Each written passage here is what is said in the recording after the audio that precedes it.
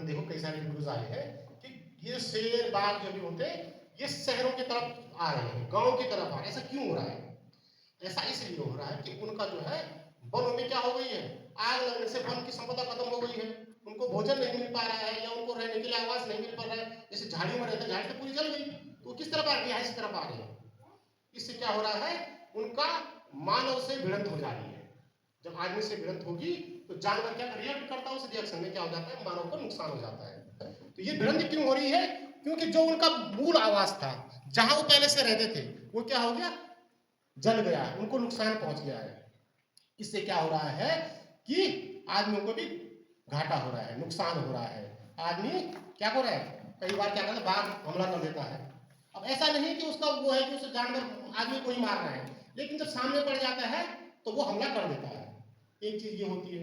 दूसरा मैं ये बताना चाहता हूं कि खासकर महिलाओं को, अपनी माँ पिता जो जंगल से सीधे जुड़े हुए हैं, जो घास पत्ती लेने के लिए जंगल में जाते हैं, उनसे हमेशा ये बोलना चाहिए कि घास अपने आप उगती है। एक प्राकृतिक, किसी ने घास को किसी ने लगाया नहीं ना, खुद ही उगी है ये। काटेंगे फिर उग जाएगी। आग लगाने से क्या हो जाएगा कि सारा जो छोटे छोटे छोटे जो अगले साल जो उनको गुना था ये खत्म हो गया। अब उनको उगने अगले 5 साल लगेंगे।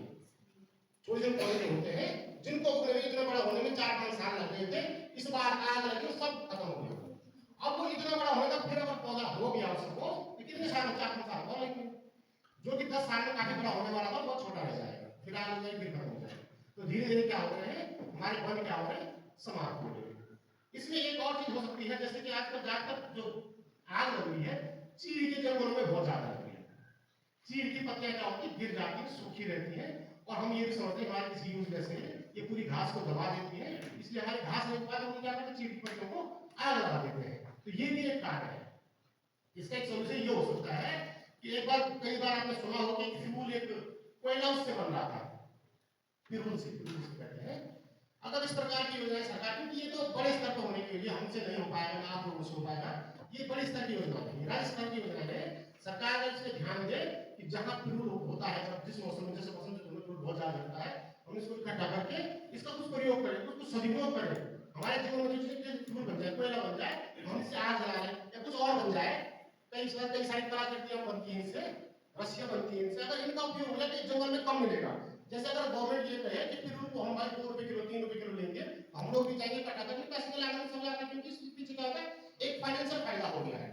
अगर ऐसी कोई योजनाएं आती है, उससे क्या होगा, जंगल का फ्यूल क्या करें, हम इकट्ठा करके सरकार को बेच देंगे, जहां पर जो भी जो स्तर पर है उसको हम देंगे, तो जंगल में 2 काम हो जाएंगे। एक तो हमको फाइनेंशियल हेल्प मिल जाएगी, दूसरा उसका सदुपयोग हो जाएगा, और तीसरा जो मूल उद्देश्य हमारा क्या है, जंगलों में आग लगने का खतरा कम हो जाएगी। लेकिन ये किस स्तर की बात है, ये हमारे स्तर की बात नहीं है, ये योजनाएं जो लागू होंगी सरकार के स्तर से होंगी। हमारा मुख्य उद्देश्य क्या होना चाहिए, जो हमसे हो पाता है, हमें अपनी भूमिका क्या डिसाइड करनी है कि हम क्या करें, जंगलों को आग लगाने से रोकें। अब रोके का मतलब ये नहीं कि कहां आग लगे तुम कूद गए, ऐसा नहीं है। अगर छोटी आग है तो तुम्हारे बस की है तो बुझाओ, नहीं तो किसी और को बताओ। और मेन चीज इसमें क्या होता है कि बुझाने से महत्वपूर्ण होता है कि हम लोगों को जागरूक करें, लोगों को बताएं कि आग अगर जंगल में लगती है तो उसके क्या नुकसान होते हैं, उन नुकसानों के बारे में बताएं, अपना जुड़ाव बनाएं जंगल से।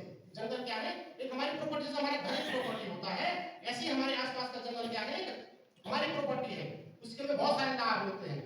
जैसे काफल हो गए, बुरांस हो गए, हमको घास मिलता है, पत्तियां मिलती है, लकड़ी मिलती है, आग जलाने की लकड़ी मिलती है, घर बनाने की लकड़ी मिलती है। ये सब क्या है, डायरेक्ट बेनिफिट है। जंगल से हमें क्या है, डायरेक्ट बेनिफिट है। लेकिन ये बेनिफिट हमें कब मिलेंगे, जब हमारे जंगल जीवित रहेंगे, जब हमारे जंगलों में वनस्पतियां रहेंगी, जब उस वहां पर क्या होंगे, घास रहेगी, तब तो घास लेने जंगल जाएंगे। सारे जल आगे इस बार सब जल आगे, अगली बार घास कहां से होगा, समय लगेगा उस उगने में। इसलिए हमें क्या करना है, आप लोगों से संदेश है, जो अपने घर तक आपको संदेश ले जाना है कि हमें क्या करना है, अपने जंगलों को सुरक्षित करना है, जंगलों में आग नहीं लगानी है।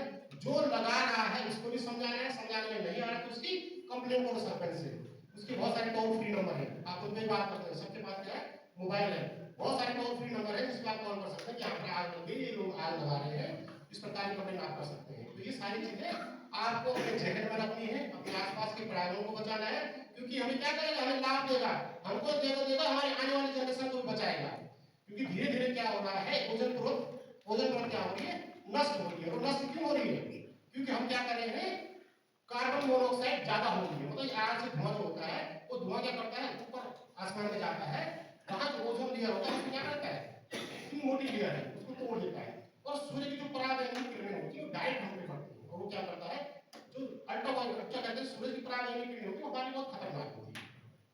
जितना धुआं होगा वो कार्बन मोनोऑक्साइड बनाएगा, तो वो क्या करेगा, ओजोन परत को नष्ट कर देगा। वो सूर्य जो रोशनी हमको बहुत अच्छी लग रही है, जिसके अंदर गर्माहट मिलती है, वो हमारे लिए खतरनाक हो जाएगी। अब मैं एक उदाहरण बताता हूँ कि पराबैंगनी किरणें क्या कर सकती हैं।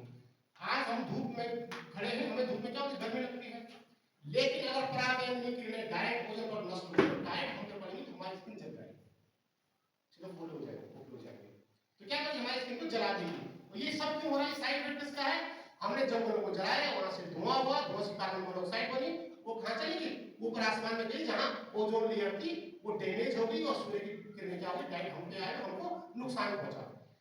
भले इसको होने में लंबा समय लगेगा, कई जगह पर हो भी चुका है, ऐसा हो रहा है, तो हमें क्या करना है, लोगों को जागरूक करना है, अपने आप को जागरूक करना है, अपने आसपास के जागरूक करना है, पेरेंट्स को जागरूक करना है, समाज को जागरूक करना है। ये संदेश हम सब के लिए है। हम सब अगर हम मिलकर प्रयास करेंगे